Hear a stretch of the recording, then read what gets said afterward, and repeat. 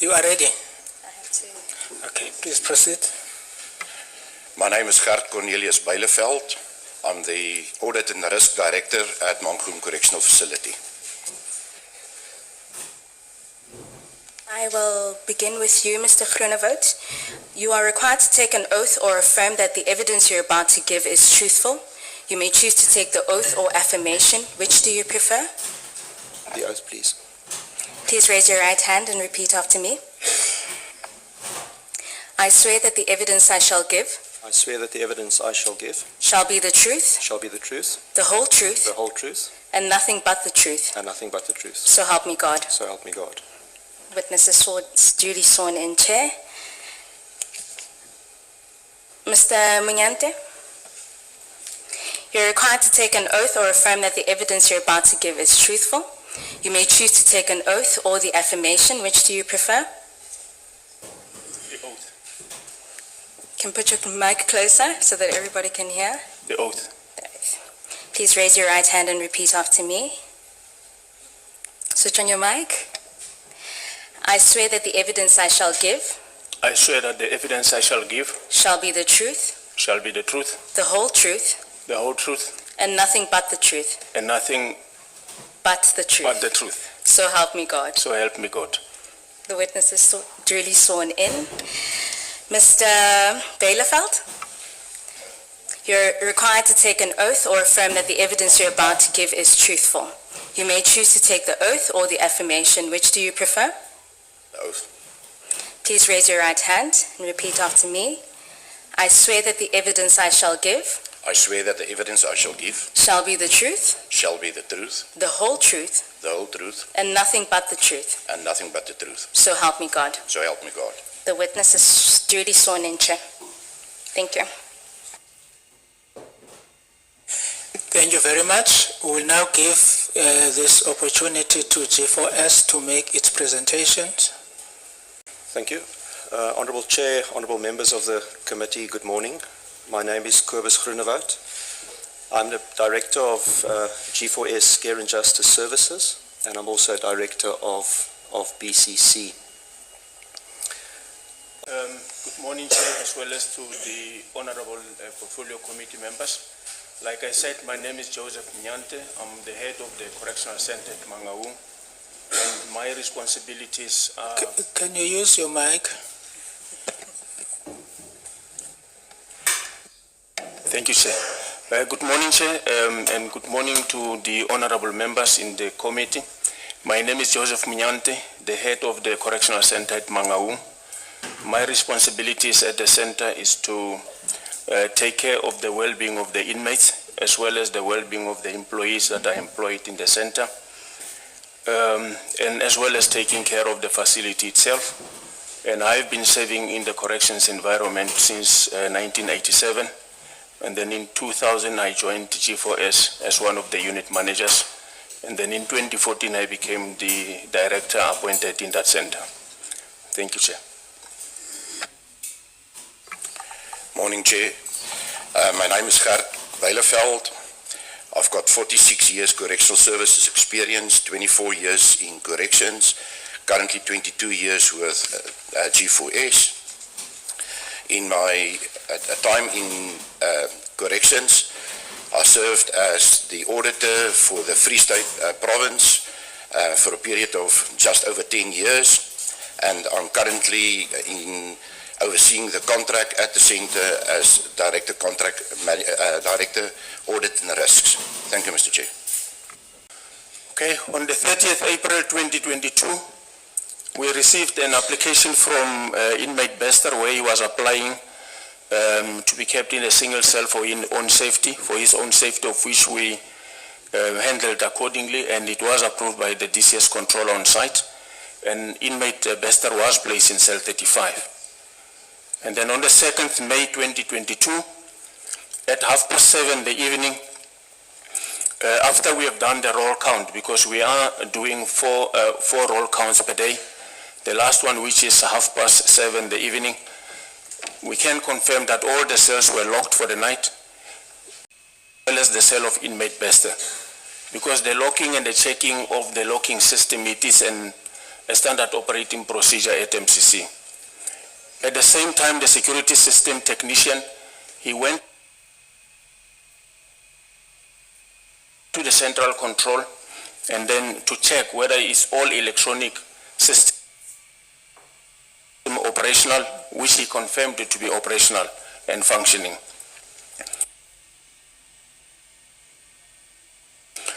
In the central control room, we do have 2 control officers which were on duty, and their function, or their main function, is to monitor camera footages, to open doors and to manage the system.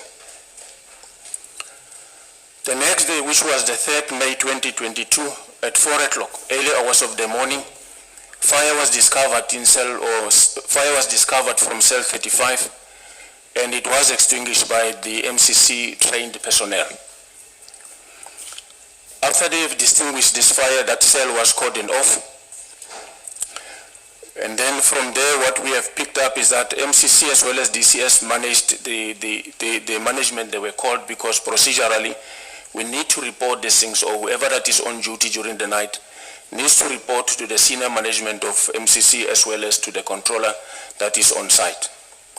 26 minutes after 4 o'clock, the nurse arrived, and this nurse is working for an independent contractor on site, which is called Lai Faranani, to come and see what best can they do there. And then 3 minutes before 5 o'clock, as we could pick up from the recordings, the DCS controller arrives. 1 minute past 5, the MCC operations director arrived. 10 minutes later, doctor, who's also serving for Lai Faranani, also arrived, and he examined the body, and then he certified inmate Bester to be dead. The next slide. On the 3rd May, 6 o'clock, early hours of the morning, we also picked up the arrival of the area commissioner, as well as the duty director. 5 minutes before 7 o'clock, the SAPS arrived, and then 10:30 during the day, the SAPS forensic team arrives. The SAPS completed its examination, and they took photos of the incident. The SAPS forensic team removes the body to the state mortuary for a post-mortem. Once the SAPS has completed its examination, they gave us a go-ahead that we can either clean the cell or get the cell to be used again. And then after the body was removed, the MCC retrieved the deceased position for safekeeping in the administration building stores. Amongst the items that were found, it was a laptop which was authorized, as well as the cell phone which was not authorized to be in the possession of the inmate. That evening, 7:30, a final road check, when the final road check was done, we can confirm that all the 2,928 inmates, they were accounted for. The next day, which was the 4th May 2022, we received a notice of death for inmate Bester, where the pathologist has certified the inmate, which we received from the Department of Health. On the same date, Chairperson, MCC administration staff raises concerns for a smell that they picked up from the deceased position that was removed from the cell. And then the MCC operations director then informed the SAPS about this unusual smell that we picked up of a petrol from inmate Bester's possession belongings. On the 5th May 2022, based on MCC concerns, SAPS returns to MCC to inspect the deceased position, as we have reported that we picked up a smell of an unusual smell. On the 6th May, the Department of Home Affairs then issued a death certificate for inmate Bester. 2 days later, which was the 8th May, the SAPS forensics returns to MCC to collect the belongings recovered from cell 35, including the laptop as well as the cell phone. And Chair, I will then hand over to Mr. Groenewald to continue with the presentation. Thanks, Chair. I just wanted to put it there so that when I raise questions, they're able to be backed up where they're coming from. Because if I don't want to make this baseless remarks that are not informed by questions. And I'm saying this because, Chair, I went to Mangaung, and the good part of it is that was my second visit to the center, and the center manager took us through on an official oversight. I know your bed space of 2928. When we were there, Chair, there was also an indication that there were 3 escapes that they were mentioned when we asked if previously had the center had any escapes outside the Bester issue. There was an issue mentioned that there were 3 escapes, and then one was the one that was never traced or brought back. My question is, who are those people that have escaped? Because of it seems there is a trend of escapes, including the one currently in December, of someone that escaped from the hospital, who was then brought back. My reasoning for this is that it might be that the Bester issue would have gone out of hand because of it's a high-profile case. And then there's other ones, because of they're not high-profile, we never got to know about them. Were these escapes outside Bester reported, especially to the DCS or to the DCS controller, who is based in Mangaung? That's my first question, Chair. Thank you. Answer? Honourable Chair, I'll ask Mr. Bielefeld to provide the Honourable Member with details. There was an escape in 2003. Then there was the inmate Bester, what we now know to be an inmate Bester escape in May 2022. And then there was also an incident from a health facility where an inmate was temporarily held for medical care in December 2022. But Mr. Bielefeld can give the Honourable Member further details.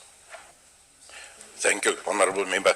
I can just report that these, as requested, was reported to the Central Services Controller on site. It was investigated.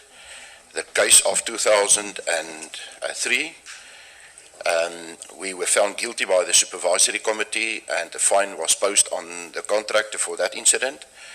And the other 2 incidents are currently still pending. The one of the escape from the hospital outside, and then the Bester one that came on the record now.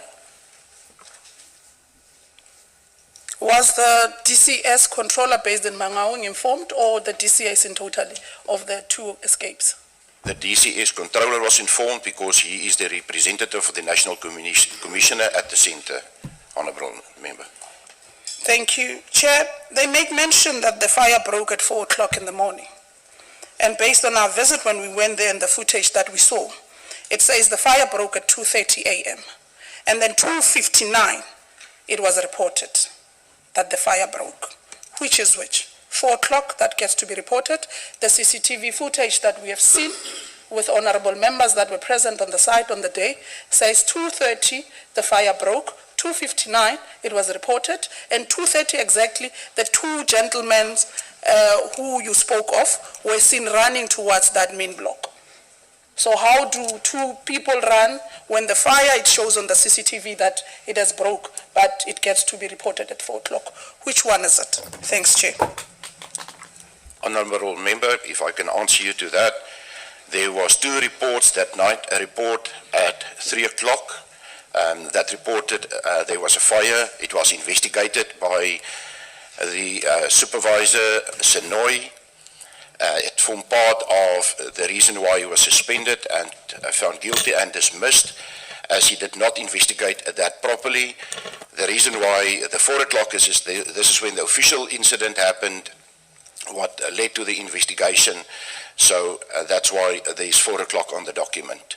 There was an incident of 3 o'clock, I confirm that, and it's in the same time that the 2 officials that we referred to, or 2 persons, was viewed on the camera for a few seconds on the video footage that was shown to the committee. Why are you telling us that 2:30, 2:59 the fire broke? It was then reported at 4 o'clock. Why are you giving us 4 o'clock at the fire broke? Because that's the official time that the fire broke, Honourable Member, that But that led is to the not. incident. That is not. The CCTV footage says 2:59 it was reported from your controller room. 2:30 fire broke. You are saying here 4 o'clock fire broke. Why are you not saying to us that at 4 o'clock in terms of your documentation and your administrational processes, that's when it was recorded? You are confirming that 3 o'clock indeed it broke, but you are writing to us here in black and white that it's 4 o'clock. Honourable Member, I can only I'm sorry that 3 o'clock is not included in the document. It was, however, included in our investigation. It was looked at, and as I've indicated, that gave the reasons why we acted against the employees. Okay, what happened to the 2 guys that were running across the building at 2:59 who were spotted? Where do you assume they ended up? And what happened afterwards? Did you try to trace them and see who are those possible 2 people? And can you, not in essence assuring us, give an indication that perhaps one of them might have been Bester running across? Honourable Member, I cannot conclude that one of them was not Bester. It was indicated that it was impossible as a result of the video footage that only showed that few seconds to determine who the 2 people was. The video footage is very blurry and for a few seconds, and that's why we indicated that it's unknown, and we've reported that to SAPS to include in the investigation that has been reported to them. There were 2 controllers, operators who were controlling the control room on the night of the fire or on the night of the incident. What happened to them? What was happening to them when the fire broke? Because of that, the ones who were controlling the whole center. Honourable Member, they were both investigated, found to be not in line with policies and procedures. Both of them were suspended and then afterwards dismissed. So they're not in the employ of the company anymore. When was this? The dismissal, the investigation, when did they start? The investigation started on the 3rd of May. The suspension started on the 6th of June. And the one was dismissed on the 6th of December, and the other one on the 31st of January 2023. So the investigation started on the 3rd and 6th of May. Am I correct? The investigation started with affidavits being taken on the 3rd of May already, the day of the incident. Yes, Honourable. And then the first suspension was when? 6th of June. The 6th of, so when you started investigation 6th of June, also getting the autopsy report from SAPS, you had an indication, you might have been aware that this was an escape. In actual fact, the body that burned in the cell was not entirely of Bester. Honourable Member, I can confirm that we never received the autopsy report. The first time we received it was with a meeting with Chicks, as indicated in the presentation by my colleague. Okay. I want to ask this. Based on your contract with DCS or with the state, are you not in breach of it, especially with these escapes? Or in somehow holding the information? Because from my records and the unannounced visit we did, from these investigations that you have carried out or you have done, they make a recollection that says around June, when you started dismissing or suspending employees or officials that they're working on the said day, you had an idea that this was an escape, and you did not even inform authorities or the DCS in that matter. So, hence you would have you wanted to be summoned to this meeting so that you are protected with what you are going to say here, so that it's not used against you outside. Is this why you wanted to be summoned in this meeting? Not the legal issue of being on the, don't bring that rhetoric, please. Honourable Chair, we did not want to be summoned to seek immunity for fear of what we will say to this committee. In terms of the Correctional Services Act, and in terms of the contract that we have with BCC, and the contract BCC in turn has with the Department of Correctional Services, we are legally restricted from talking to any third party regarding the operations of the Mangaung facility. all information that we have regarding that facility has to go to the outside world, for lack of a better word, through the DCS. And that is the sole reason why we sought a summons, because the summons allows us to say to this committee what we cannot say to anyone other but the DCS. We did not seek immunity for fear of saying something today that would incriminate ourselves. Okay, can I put it this bluntly? Do you agree this is a breach of contract between the two, between DCS and G4S, with this escapes? Honourable Member, I don't know if it's a breach or not. I think one will need to look at the contract. I think it's clear, as Mr. Bijleveld has said, or Mr. Munyante has said, that in 22 years of operations, we have had 3 incidences of escape. Now, no incidents of escape should be condoned. These are serious matters. Chair, he's not answering me. I'll pass on that, because this is a breach. How you put it in jargons, it's still a breach of contract between G4S and DCS.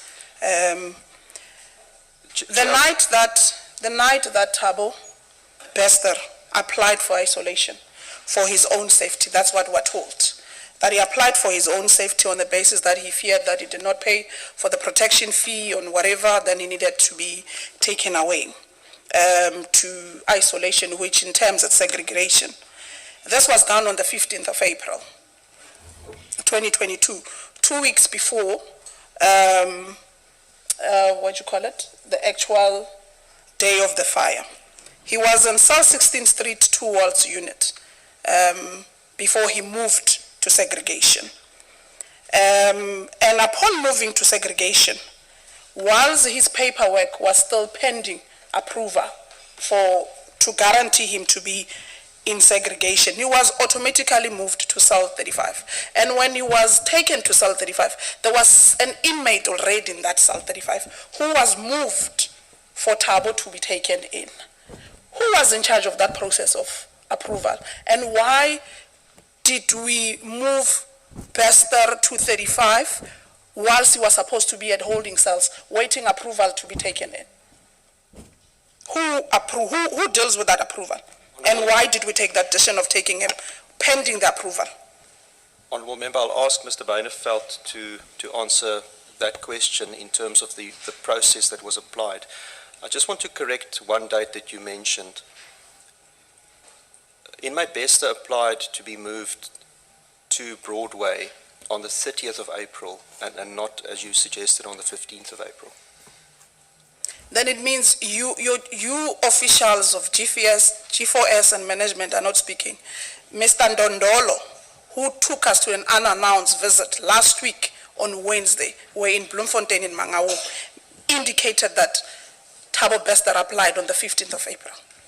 But he was moved to isolation, and we were taken through that process. You see, I speak on authority because of I was there.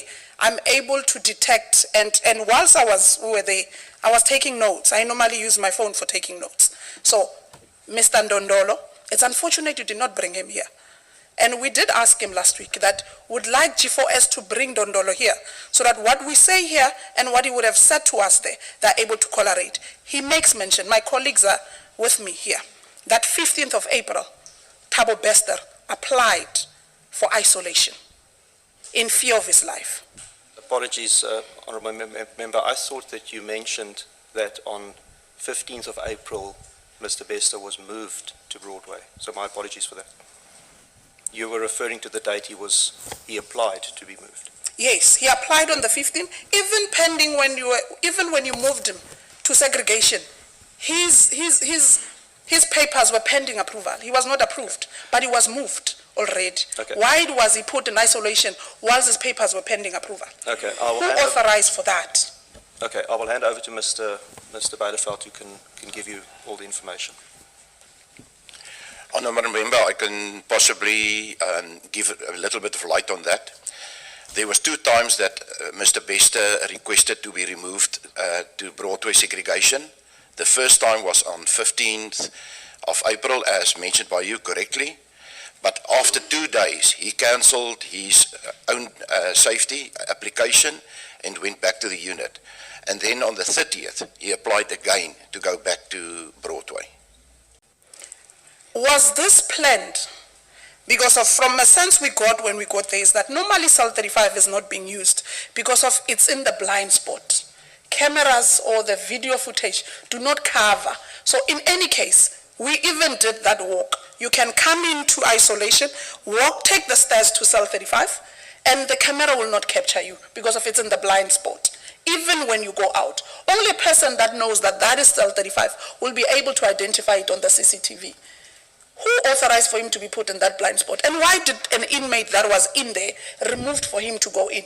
Wouldn't it was possible for him to be allocated in a cell that was empty? Because already Dondolo made an indication that there was an inmate in 35, meaning they took that inmate to another cell to put Thabo Bester.